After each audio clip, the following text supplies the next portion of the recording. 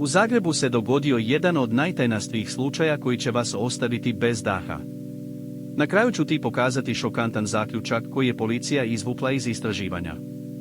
Ja sam vaš vodič kroz svijet true crime priča. U siječnju 2010. godine, u jednom zagrebačkom stanu, pronađeno je tijelo mlade žene.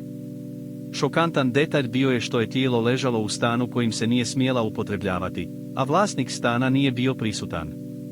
Policija se suočila s velikim problemom jer nije znala kejo je žena, koliko je imala godina, ili kako je došlo do njezine smrti.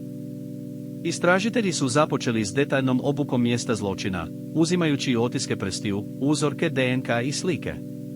Međutim, sve što su našli nije im dalo nikakvih konkretnih dokaza. Žena je bila potpuno nepoznata, a nije bilo nikakvih dokaza koji bi upućivali na to tko bi ju mogao ubiti. Policija se našla u velikoj zamci, bez ikakvih naznaka ili dokaza. Kako je istraga napredovala, počele su se pojavljivati neke sumnjive okolnosti.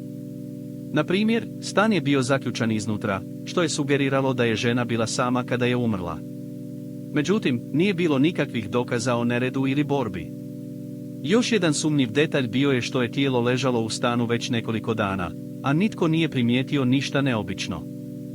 Istražitelji su morali koristiti sve raspoložive tehnike kako bi pokušali razjasniti što se dogodilo. Napravili su rekonstrukciju događaja, pokušavajući shvatiti što se moglo dogoditi u stanu. Također, razgovarali su s susjedima i ljudima koji su poznavali vlasnika stana. Međutim, nitko nije imao nikakvih informacija koje bi im pomogle u istrazi.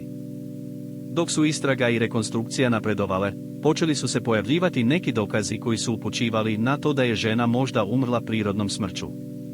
Međutim, detaljna obdukcija nije pokazala nikakvih dokaza o ubojstvu ili nasilju. Šokantan zaključak koji je policija izvukla iz istraživanja bio je da je žena vjerojatno umrla od prekomjerne doze lijekova koji su joj propisani zbog ozbiljne bolesti. Na kraju ću ti pokazati šokantan zaključak koji je policija izvukla iz istraživanja, a to je činjenica da je žena umrla samo nekoliko dana prije nego što je tijelo pronađeno. Pretplati se za novu istinitu priču svake sedmice. Zaprati trag tame i uključi zvonče.